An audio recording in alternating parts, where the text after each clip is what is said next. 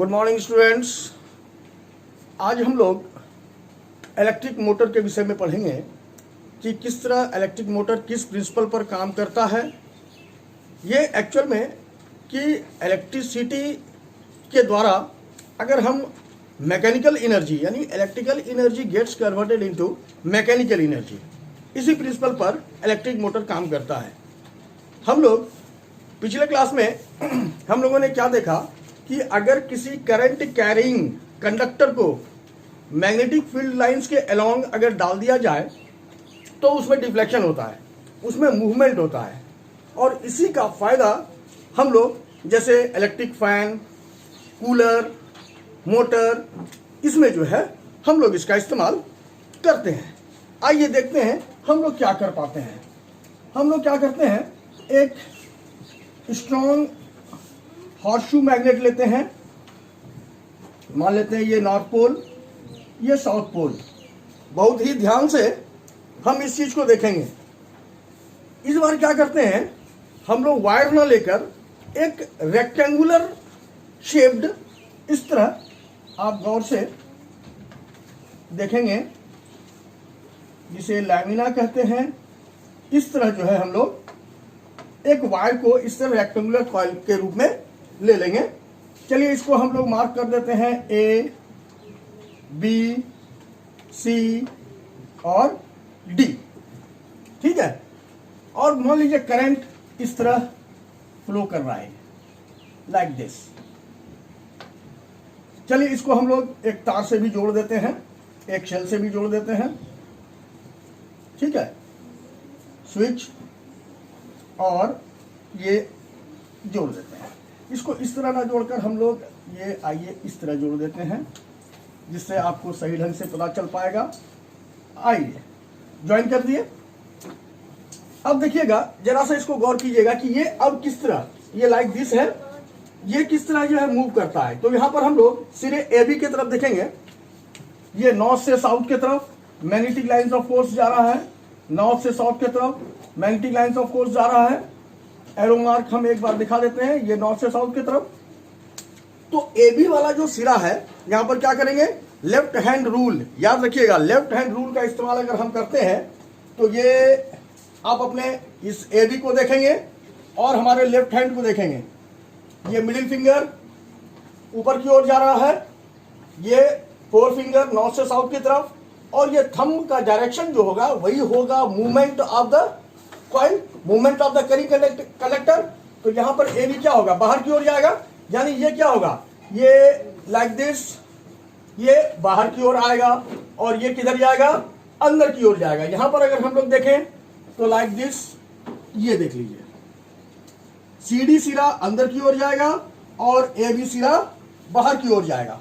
तो ये क्या होगा, ये अगर इस तरह है तो ये इस तरह इस तरह इस तरह रोटेट करेगा, इस तरह।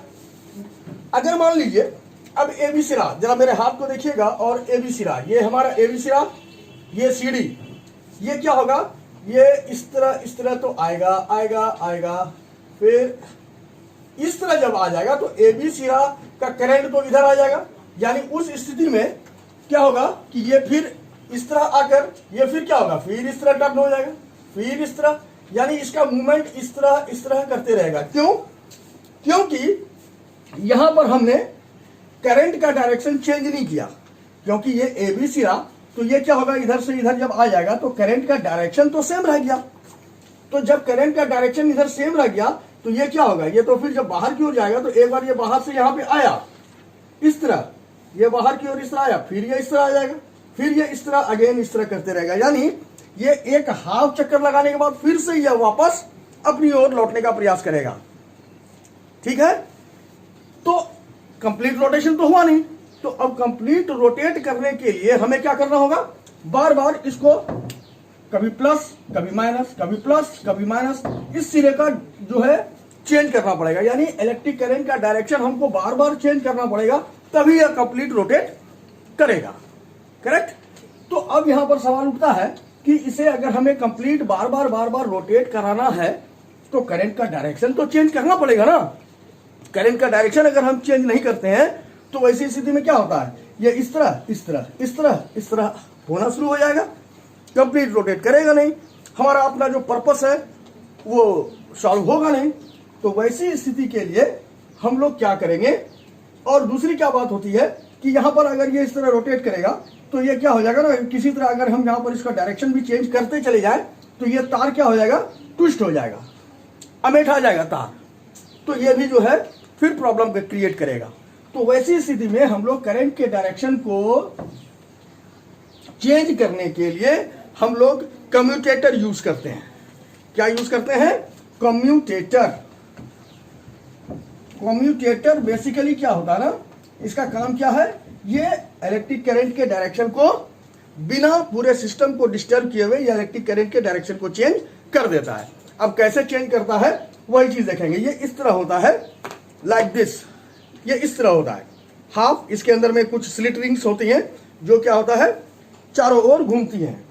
चलिए मैं आपको ये दिखा देता हूं, ये लाइक दिस और ये लाइक दिस। ये क्या होता है ना कि इसमें टका होता है, ये थोड़ा सा गैप होता है इसके अंदर में, ये लाइक दिस, ठीक है, ये फिक्स होता है।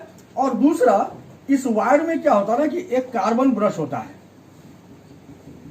ये कार्बन ब्रश इसके साथ जुड़ा हुआ नहीं होता है, सोल्डेड नहीं होता, ठीक है, ये बिल्कुल फ्री होता है।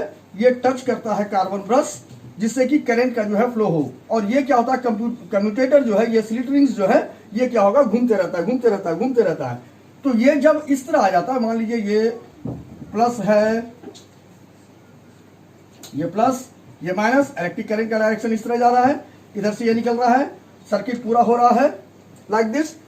तो जब ये मूवमेंट होगा, ये जब इस तरह ट्विस्ट करेगा ना, तो ये भी हमारा क्या होगा, इधर से मान लेते हैं ये एक्स, ये वाई है, तो ये एक्स सिरा क्या होगा, वाई की तरफ चले जाएगा, यानी ये वाला कंप्लीट ए बी आ जाएगा यहाँ पर और सी डी आ जाएगा यहाँ पर। वैसी स्थिति में क्या होगा कि यहाँ पर जो ये प्लस है, ये माइनस है, तो एक्स वाला सिरा कहाँ चले जाएगा, माइनस सिरे के पास चले जाएगा, और वाई वाला सिरा कहाँ आ जाएगा, प्लस की तरफ आ जाएगा। यानी ऑटोमेटिक ये फिक्स है कार्बन ब्रश, लेकिन ये कम्यूटेटर क्या है, ये इस तरह इस तरह इस तरह इस तरह घूम रहा है। घूमते घूमते क्या होता है कि इसका डायरेक्शन चेंज होता है और फिर ये इसका मूवमेंट होना शुरू होता है। इस तरह हमारा जो है ये इसमें मूवमेंट, जैसे स्विच को ऑन करेंगे करंट फ्लो करेगा और ये हमारा जो है ये चीज क्या होगा, रोटेट करना शुरू होगा। अब इसी के साथ अगर हम कोई चीज को जोड़ देंगे, फैन को जोड़ देंगे तो फैन चलना शुरू हो जाएगा, वॉशिंग मशीन में जोड़ देंगे वॉशिंग मशीन चलना शुरू हो जाएगा, इलेक्ट्रिक मोटर जो पानी खींचते हैं, या ड्रिलिंग मशीन में भी जोड़ देंगे तो भी हमारा मूवमेंट होगा। तो यहां पर हमने क्या देखा इलेक्ट्रिक मोटर में कि whenever electricity is produced through this rectangular coil which is being placed in the magnetic field, it begins to rotate because a force is being acted on it. Why? Due to the electrical force and due to the magnetic lines of force. यानी magnetic lines of force और electrical force, इस दोनों का जो resultant force है, ठीक है, उस फोर्स के कारण जो है ये रोटेट होना शुरू होता है। यानी electrical energy gets converted into mechanical energy, और उस मैकेनिकल एनर्जी को इसके साथ हम टरबाइन में लगा दें या कुछ भी ऐसा कर दें तो इससे हम कोई भी अपना पर्पस सॉल्व कर सकते हैं। Clear? Thank you. Note it down in your copy and you have to write it down the construction. ये क्वेश्चन है, आप इसको करेंगे और शो करेंगे। डिस्क्राइब, क्वेश्चन को लिखेंगे, describe the working and function of an electric motor.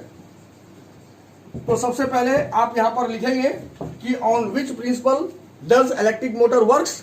ये डायग्राम बनाएंगे। बेसिकली क्या होता है कि electric motor consist of 3 main parts, one powerful horseshoe magnet, एक rectangular coil lamina and commutator along with split rings and carbon brushes attached with a battery। उसके बाद जो मैंने आपको डिस्क्राइब किया उसका डिस्क्रिप्शन वर्किंग और फंक्शन के अंदर में आ जाएगा। करेक्ट? आप इसे शो करके, आप लिख करके आप इसे दिखाएं।